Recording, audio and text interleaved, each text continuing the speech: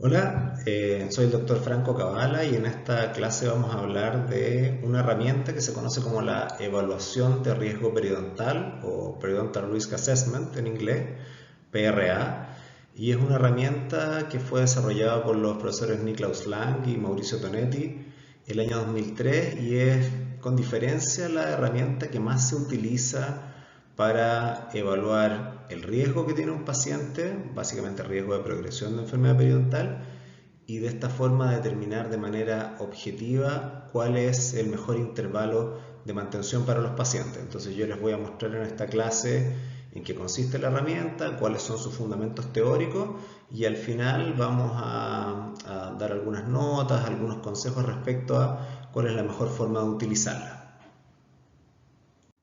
Bueno, para poder hablar de la herramienta de evaluación de riesgo periodontal, lo primero que tenemos que definir es qué significa riesgo en periodoncia, porque riesgo en periodoncia tiene un significado bien preciso y bien objetivo. Entonces, esa es la primera cosa que tenemos que definir claramente y así va a ser mucho más fácil entender cuál es el funcionamiento de la herramienta.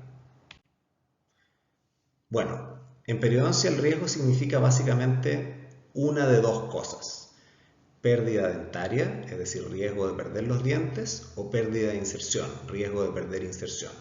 Por lo tanto, la evaluación de riesgo lo que pretende es poder predecir qué es lo que va a suceder en el futuro con los dientes, es decir, si estos se van a mantener en el tiempo o si se van a perder, o alternativamente respecto a la inserción periodontal. Y cuando hablamos de inserción periodontal, si estamos hablando desde una perspectiva clínica, estamos hablando básicamente del nivel de inserción clínica, es decir, la pérdida de ligamento periodontal, hueso alveolar y cemento radicular. Y si estamos hablando desde una perspectiva radiográfica, estamos hablando de la reabsorción ósea marginal o la reabsorción del hueso alveolar. Entonces, es súper importante entender que cuando hablamos de riesgo nos estamos necesariamente refiriendo a una de estas dos cosas. La pérdida dentaria es el real desenlace de la enfermedad periodontal y por lo tanto es la mejor medida para evaluar la progresión de la enfermedad, pero lamentablemente es un desenlace que se produce en periodos de tiempo muy largos, por lo tanto normalmente no se usa. Y como aparece aquí en la diapositiva, nosotros podemos hablar de pérdida de inserción como pérdida de inserción desde la perspectiva clínica o desde la perspectiva radiográfica. Bueno, como les adelantaba un poquito, cada uno de estos desenlaces tiene ventajas y desventajas. Entonces, la pérdida dentaria tiene la gran ventaja que es el verdadero desenlace de la enfermedad y es dicotómico, por lo tanto es fácil de medir. Eso quiere decir, o están los dientes o no están los dientes. La desventaja más importante de la pérdida dentaria es la necesidad de un seguimiento muy largo para poder reconocer el desenlace. Normalmente la pérdida dentaria se produce como al final de un proceso muy largo de pérdida de inserción y además la pérdida dentaria tiene múltiples causas, no necesariamente periodontitis. Los dientes se pueden perder por trauma, por caries o incluso por la decisión de un dentista que por motivos estratégicos, por una rehabilitación, decide extraer un diente que está, entre comillas, sano. ¿Ya?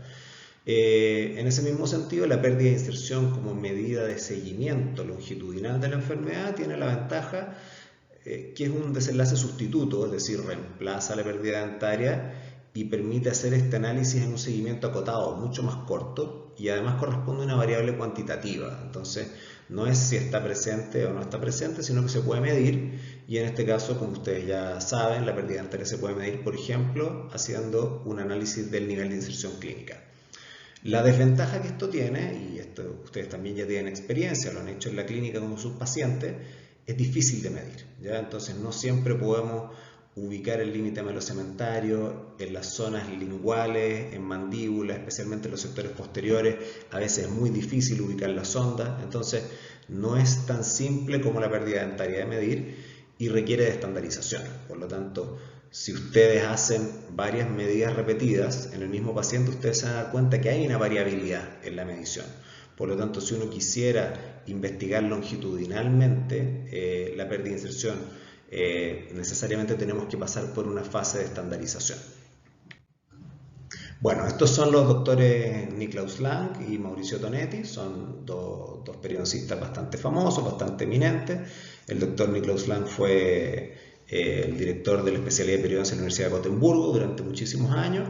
El doctor Mauricio Tonetti trabaja en la Universidad de Milán.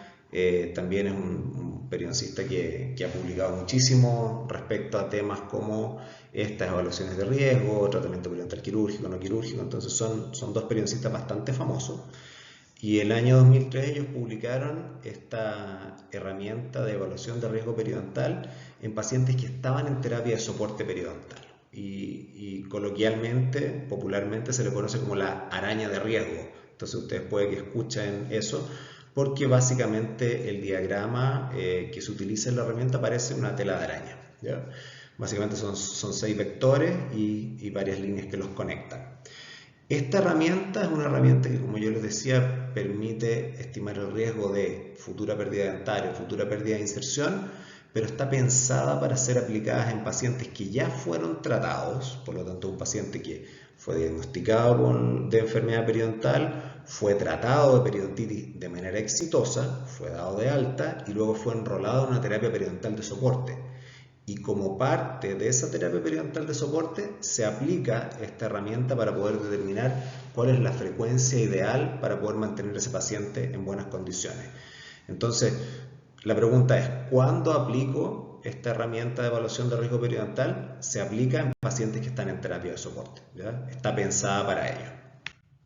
Bueno, ¿y cuál es el objetivo que tiene la herramienta? Estimar el riesgo, y en este sentido es la susceptibilidad de futura progresión de la enfermedad. Entonces lo que nosotros queremos estimar, queremos intentar predecir es si el paciente va a seguir perdiendo inserción o no va a seguir perdiendo inserción. Y para eso integra múltiples factores que la evidencia ha demostrado que pueden afectar o pueden predecir la futura progresión de periodontitis. Y de esta manera, haciendo esta predicción individualizada con una serie de factores que están estandarizados, nosotros podemos determinar cuál es el intervalo ideal para este paciente en particular, de manera de poder prevenir la progresión o minimizar la progresión de periodontitis. ¿Qué consideramos en la estimación?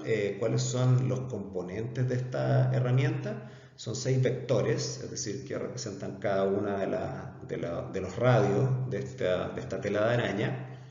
El primero es el sangrado al sondaje de boca completa, luego los vamos a ver en detalle cada uno. El sangrado al sondaje de boca completa, la prevalencia de sacos periodontales residuales, o tal vez dicho de mejor forma, o dicho más precisamente, la prevalencia de profundidades al sondaje aumentadas.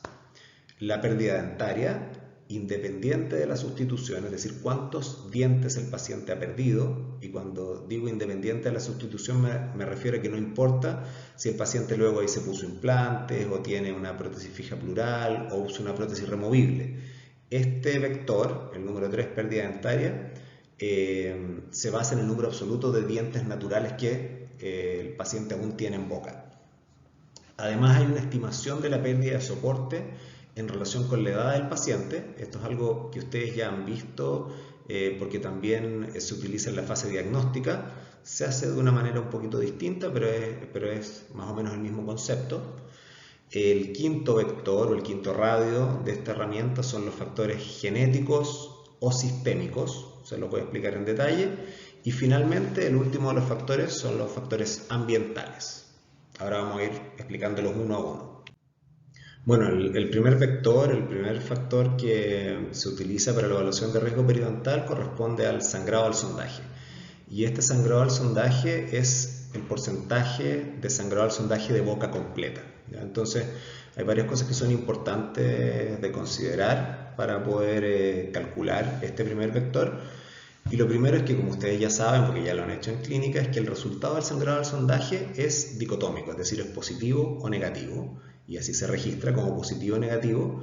Para efectos de esta herramienta, el sangrado al sondaje que se utiliza es en 4 sitios por diente: el sitio vestibular, el sitio palatino o lingual, un sitio mesial y un sitio distal. No son los 6 sitios por diente que se utiliza normalmente en el periodontograma. La presión con la que se debe hacer el sangrado al sondaje debe ser una presión leve. La literatura la determina como 0,25 newton o 25 gramos, ya es una presión bastante leve, que es la misma presión que ustedes han estado utilizando normalmente en su análisis clínico. Y lo mejor es hacer esto por cuadrantes. Por lo tanto, empezar, por ejemplo, en el cuadrante superior derecho, luego el superior izquierdo, inferior derecho, y normalmente se hace completo por la cara vestibular, es decir, el sitio distal, el vestibular y el mesial, y luego se hace por los sitios palatinos o linguales.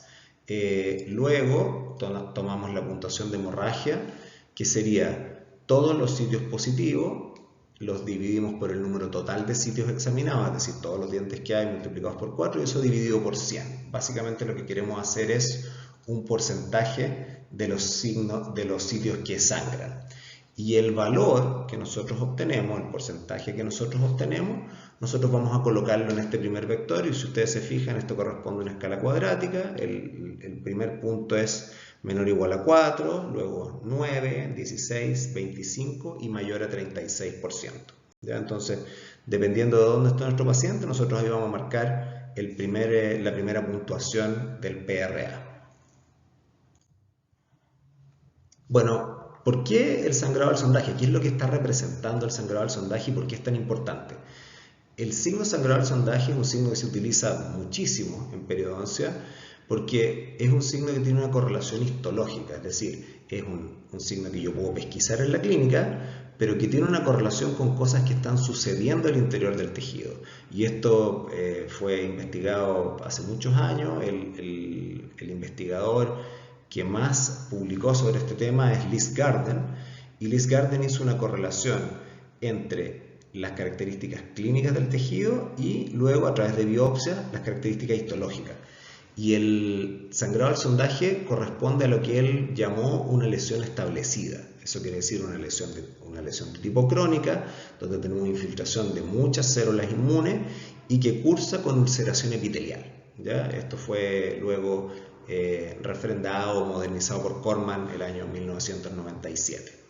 Por lo tanto, es un signo clínico que está representando una situación histológica y además tiene un valor predictivo negativo muy importante. Eso quiere decir que la ausencia de sangrado al sondaje en general está asociado con estabilidad periodontal, es decir, con ausencia de progresión. Por el contrario, la presencia de sangrado al sondaje no tiene un valor predictivo positivo tan alto, por lo menos en una medida transversal, en un solo momento en el tiempo. Por lo tanto, el sangrado al sondaje es muy importante, porque en el caso de estar ausente, sería un signo muy importante de que tenemos estabilidad periodontal.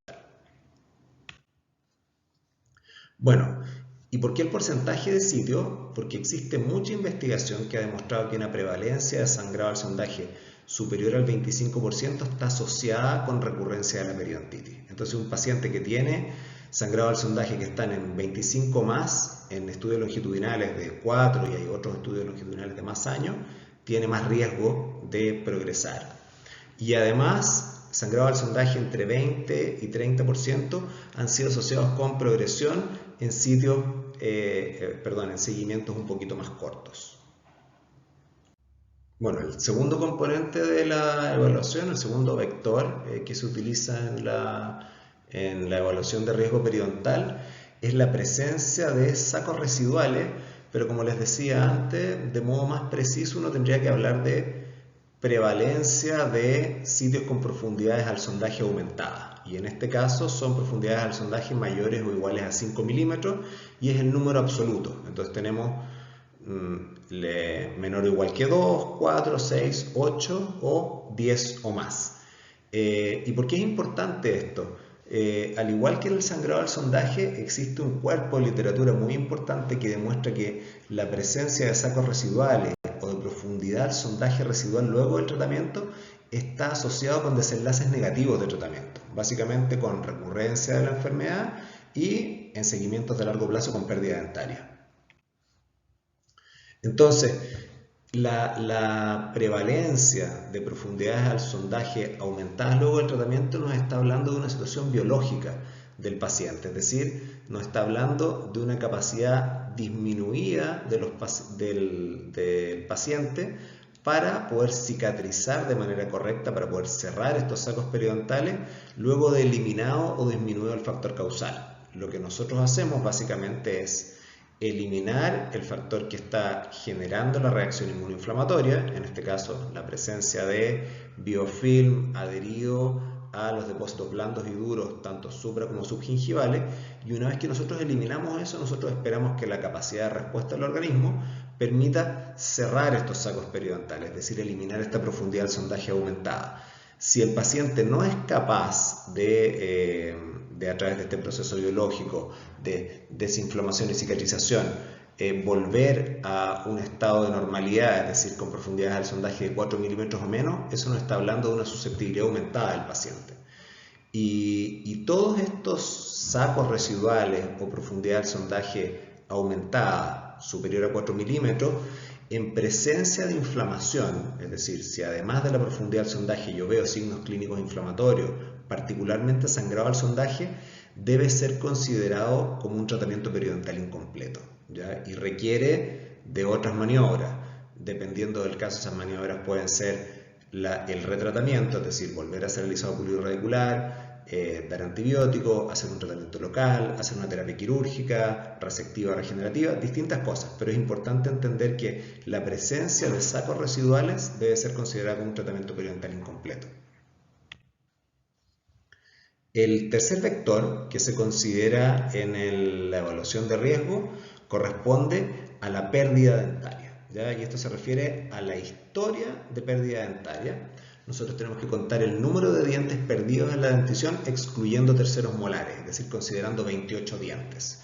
Y esto es independiente de la sustitución, ¿ya? Eso es lo que yo les decía. No importa si el paciente se colocó implantes, no importa si el paciente tiene una prótesis fija plural que reemplaza algunos dientes o si usa una prótesis removible. Lo importante es cuántos dientes ha perdido, ¿ya? Entonces cualquier cosa menos de 28 tenemos que colocarla en este vector. Y por supuesto, esto tiene la debilidad de que nosotros aquí estamos considerando todos los dientes, incluso los que no se han perdido por periodontitis, y la escala va de 2, 4, 6, 8 y 10. Entonces, ¿qué representa la pérdida dentaria y por qué es importante consignarla o considerarla en esta evaluación de riesgo?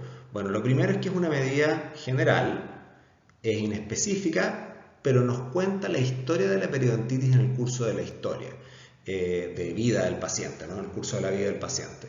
En general, los pacientes que sufren formas severas de periodontitis pierden dientes a raíz de la periodontitis, por lo tanto estamos capturando esa historia de enfermedad periodontal del paciente y es algo importante para la evaluación de riesgo futuro.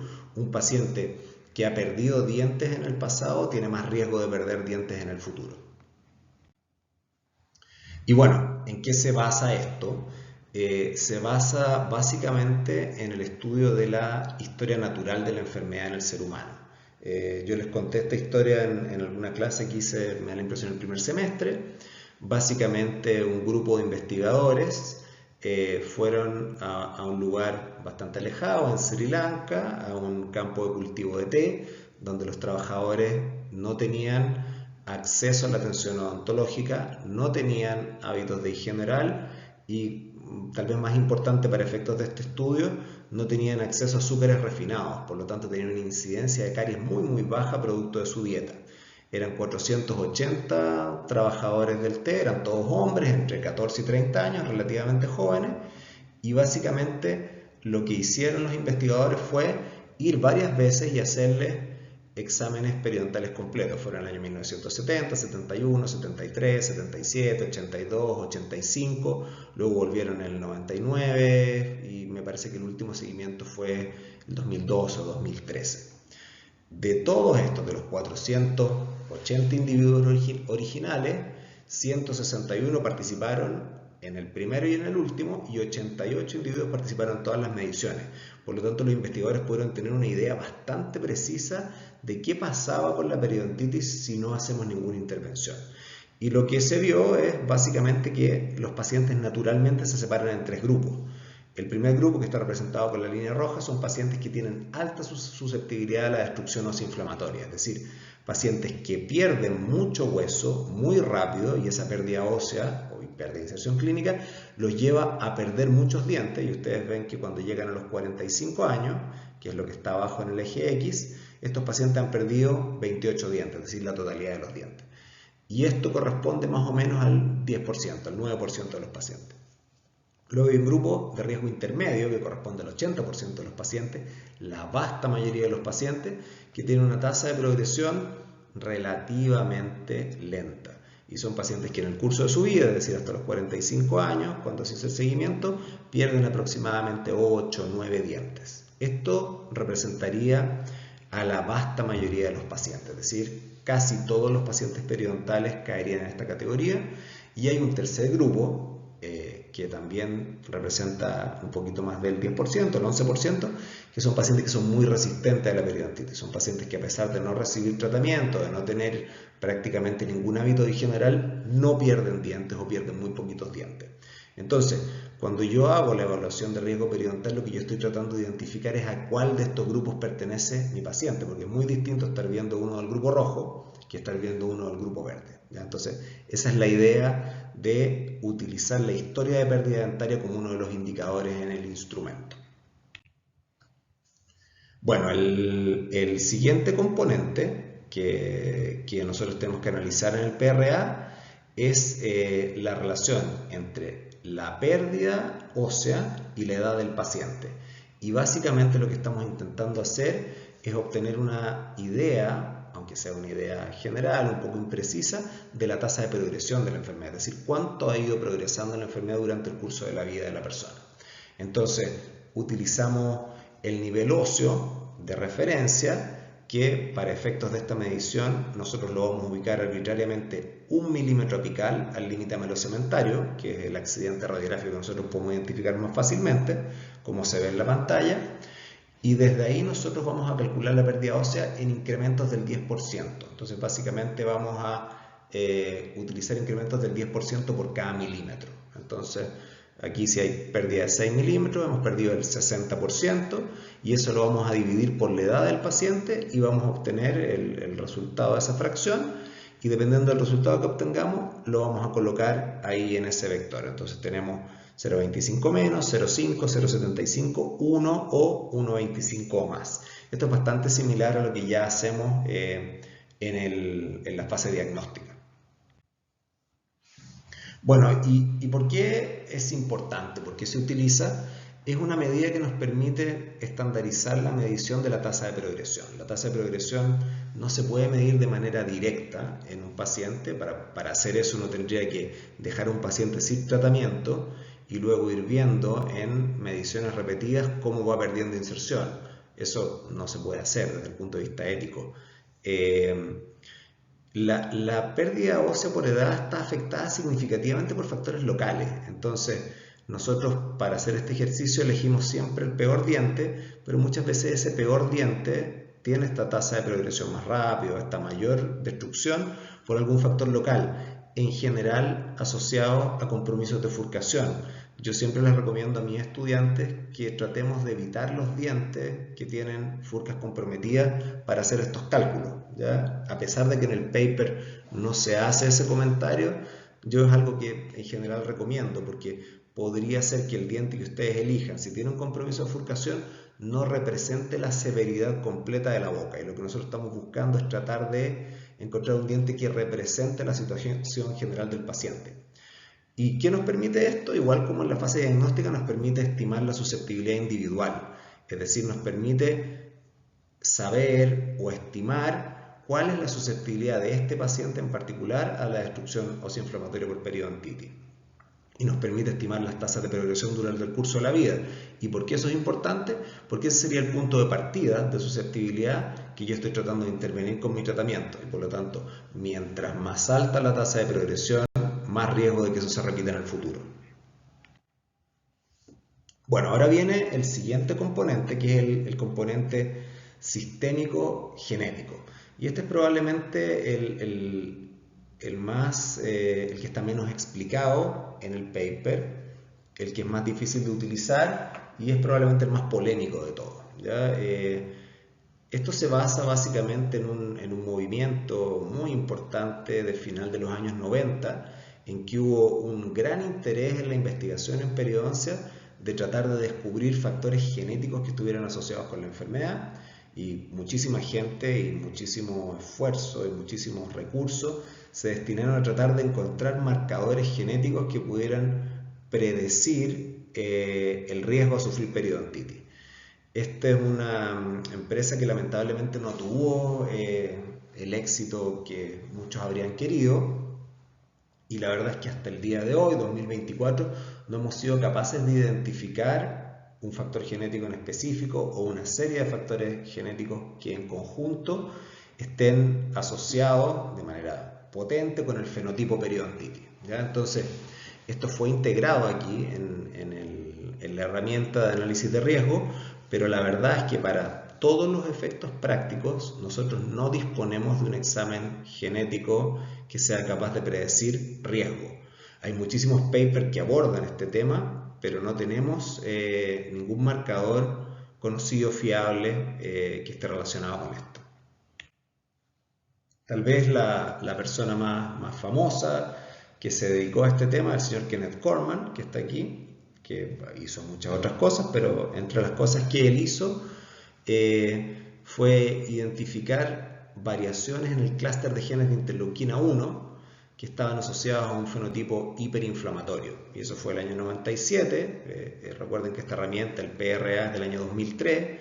Por lo tanto, cuando esta herramienta se desarrolló, era el boom de la investigación en el área genética, y se pensaba en ese momento, hace 20 años atrás, que nosotros estamos al borde de un gran descubrimiento en el área de inmunogenética.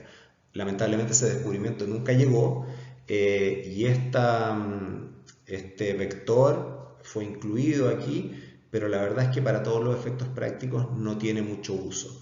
Hay gente que lo reemplaza en algunos casos por diabetes y lo utiliza de la siguiente manera: en bajo riesgo, es decir, en el primer círculo coloco un paciente que es normoglicémico, en el segundo círculo coloco un paciente diabético compensado con una hemoglobina glicada de 7 o menos, y en el tercer círculo, en el alto riesgo, coloco un paciente con una hemoglobina glicada superior al 7%. Eso puede hacerse, yo creo que no es una mala idea, pero en términos estrictos no es lo que aparece en el paper. Bueno, el señor Corman, entre las contribuciones que hizo, probablemente la más famosa, la más importante, es este diagrama. Esto es el paradigma moderno, con algunas modificaciones, de la etiopatogenia de la enfermedad, es decir, cómo se produce la enfermedad y cuáles son todos los factores que intervienen. Entonces, lo que nosotros creíamos entonces, hace 20 años, y que de cierta manera aún creemos, es que existen factores genéticos y factores ambientales o adquiridos.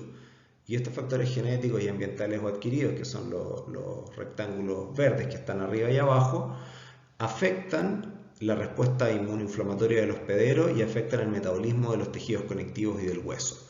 Y por lo tanto, cuando un sujeto se somete a este desafío bacteriano, es decir, la presencia de bacterias periodontopatógenas o potencialmente periodontopatógenas, eso genera una pérdida del equilibrio, una pérdida de la homeostasis del individuo, que en ciertas situaciones puede llevar a los signos clínicos de iniciación y progresión de la enfermedad. Este sería el paradigma moderno, con algunas modificaciones de la etiopatogenia de la periodontitis.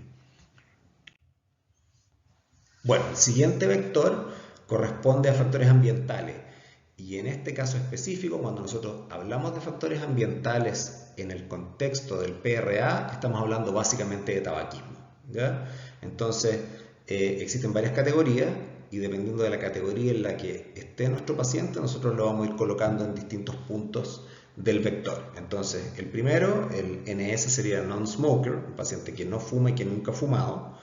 FS sería un former smoker, es decir, un paciente que dejó de fumar. Nosotros consideramos que un paciente es exfumador cuando el paciente lleva 3 meses o más sin fumar.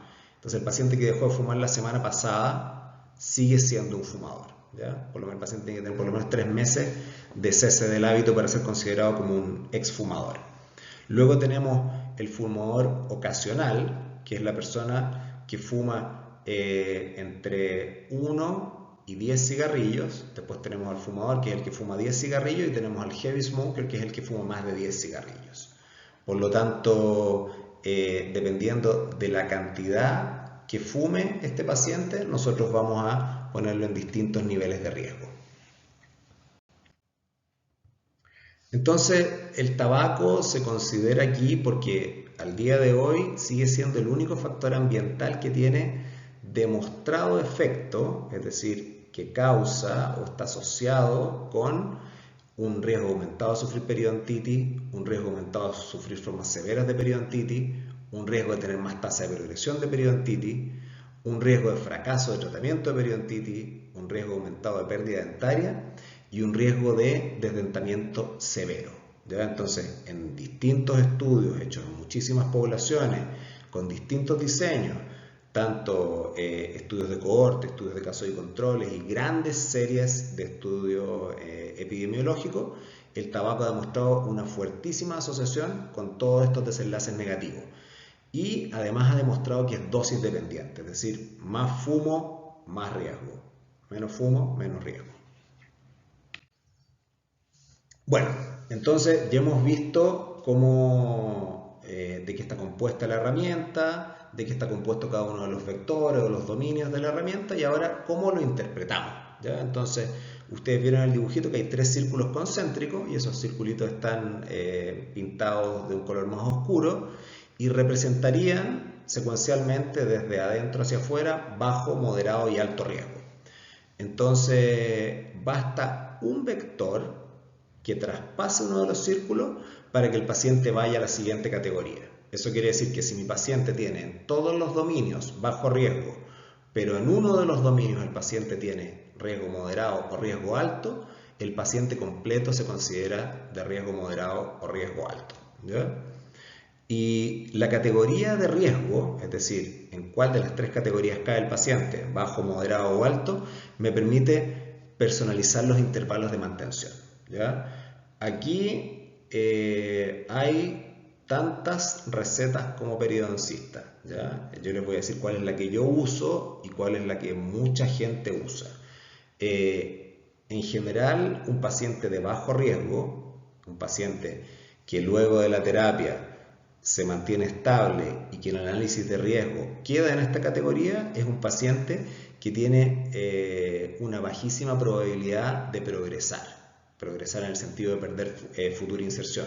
Por lo tanto, ese es un paciente que puede estar en un régimen de mantención relativamente laxo y eso significa cada 6 meses. Entonces es un paciente que yo voy a ver 2 veces al año.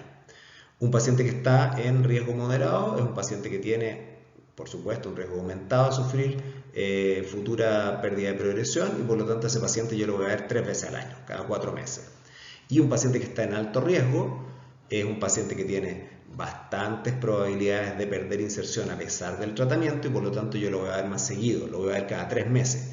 Esto por supuesto no es una receta para todo el mundo, entonces si yo determino que un paciente por sus características personales, por su capacidad de responder a las instrucciones, a la instrucción de higiene, porque es un gran fumador, porque tiene factores locales que complican mucho el tratamiento y la mantención, yo podría determinar que tal vez ese paciente lo quiero ver cada 6 semanas o cada 8 semanas. ¿Ya? Entonces, estas son reglas generales que yo puedo ir adecuando o personalizando dependiendo de cuál sea la respuesta de mi paciente. Entonces, esto es algo dinámico. Y la herramienta PRA es una herramienta que yo puedo ir aplicando longitudinalmente en cada una de las citas de mantención de mi paciente. Eso. Muchísimas gracias por la atención y espero que esta cápsula haya servido para entender bien la herramienta y cualquier duda que ustedes tengan la podemos responder yo o cualquiera de los docentes en la clínica. Muchas gracias.